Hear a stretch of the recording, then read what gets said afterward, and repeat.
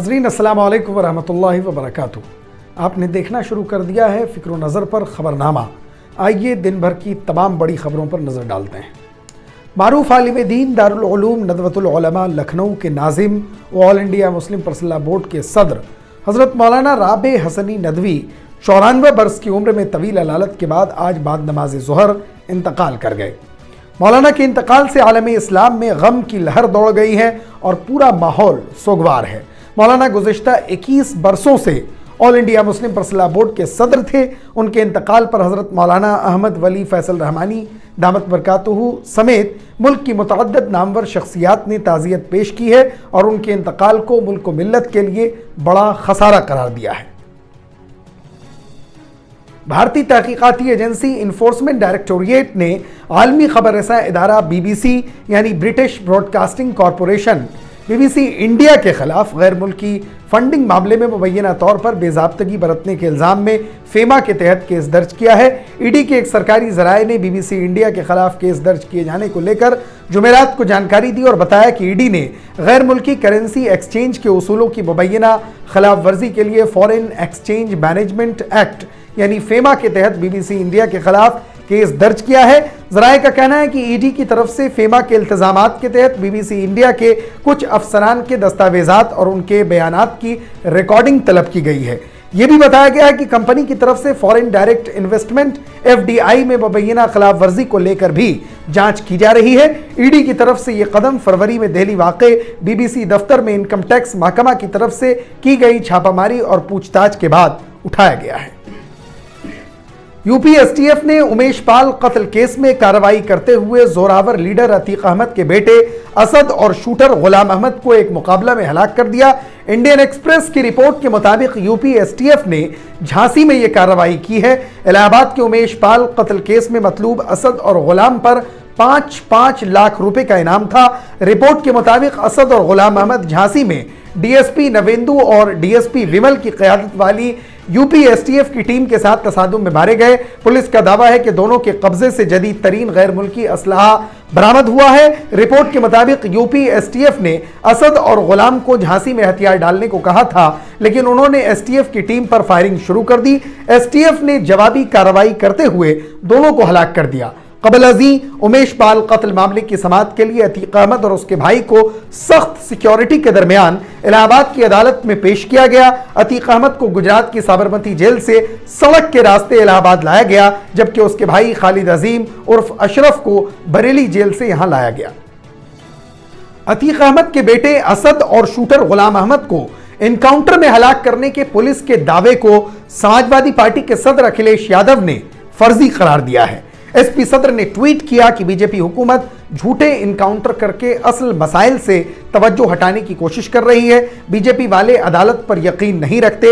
आज के और हालिया इनकाउंटर्स की मुकम्मल जांच होनी चाहिए और मुजरिमों को बख्शा नहीं जाना चाहिए। सही और गलत का फैसला करने का हक हुकूमत को नहीं होता। बीजेपी भाईचारे के खिलाफ है।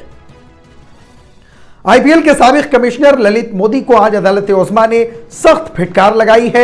सुप्रीम कोर्ट ने यह नाराजगी ललित मोदी के जरिए गुज़िश्ता रोज अदलिया के खिलाफ किए गए एक तबसरे पर जाहिर की है और कहा है कि उन्हें बगैर किसी शर्त के माफी मांगनी होगी। जस्टिस MR शाह और CT रवि कुमार की बेंच ने कहा कि ललित मोदी भारतीय कानून और आइन से ऊपर नहीं है। अदलिया के खिलाफ काबिले एतराज बयान देने पर सुप्रीम कोर्ट ने उन्हें सोशल मीडिया प्लेटफॉर्म और सरकर्दा अखबारात के जरिए माफी मांगने की हिदायत दी है। सुप्रीम कोर्ट ने ललित मोदी को माफी मांगने से पहले एक हल्फनामा दाखिल करने की भी हिदायत दी थी। अदालत उज़्मा ने कहा कि इस हल्फनामे में वो इस बात की हामी भरें कि मुस्तकबिल में वो ऐसी गलती नहीं करेंगे और भारतीय अदलिया की शबीह को दागदार करने वाली कोई पोस्ट नहीं करेंगे।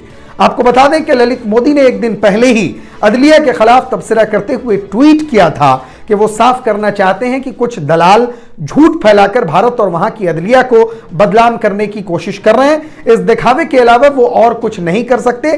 वो फिक्सिंग के जरिए पैसे की डिमांड करते हैं। हालांकि ये वाज़ेह नहीं है कि ललित मोदी ने यह ट्वीट किस पस मंजर में किया था।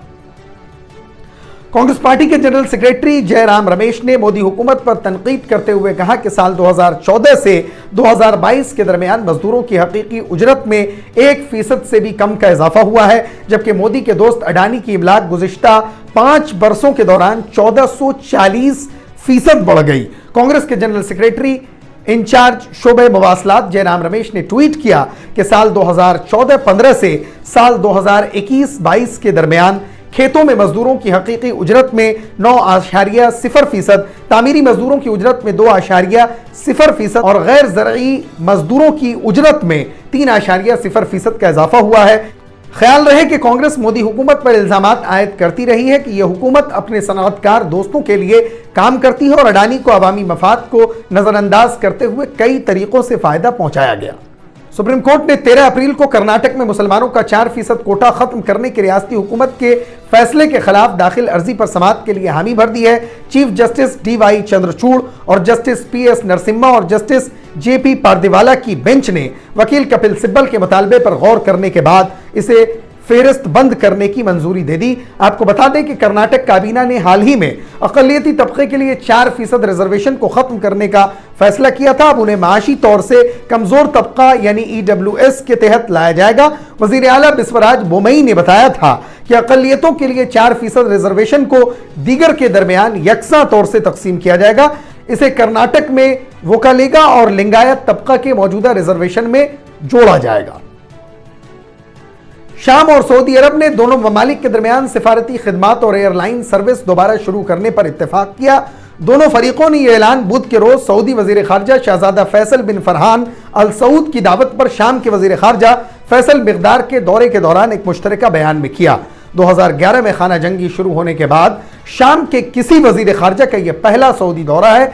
बयान में कहा गया है कि शाम और सऊदी अरब ने दोनों ममालिक के दरमियान कौंसलर खिदमात और परवाजें दोबारा शुरू करने पर इत्तेफाक किया है। शामी वजारत खारजा के मुताबिक दोनों फरीकों ने सलामती के उमूर के लिए और दहशतगर्दी के खिलाफ लड़ने पर जोर दिया। इस दौरान दोनों फरीकों ने शाम के बहरान के जामे सियासी हल के हुसूल के लिए जरूरी इक़दाम पर तबादले ख्याल किया।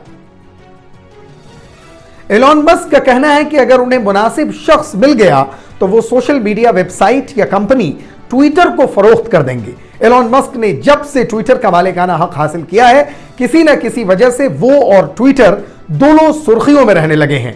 ट्विटर सारिफीन भी एलॉन मस्क की नई पॉलिसियों पर अपनी नाराजगी जाहिर कर चुके हैं। एलॉन मस्क ने एक इंटरव्यू के दौरान अपना ये इरादा जाहिर किया है। इनसे जब यह सवाल किया गया कि ट्विटर में उनका वक्त कैसा गुजर रहा है तो उन्होंने जवाब दिया कि यह उकताने वाला नहीं है, लेकिन यह काफी परेशान करने वाला है और रोलर कोस्टर जैसे बहुत से नशेबो फराज से भरा हुआ है। हालांकि अब चीजें ठीक जा रही हैं। काबिल जिक्र है कि टेस्ला के चीफ एग्जीक्यूटिव अफसर मस्क की हालत गुज़िश्ता कई महीनों में दिगरगों रही है। हालांकि उन्होंने कहा कि ट्विटर कंपनी को खरीदना उनका दुरुस्त फैसला था।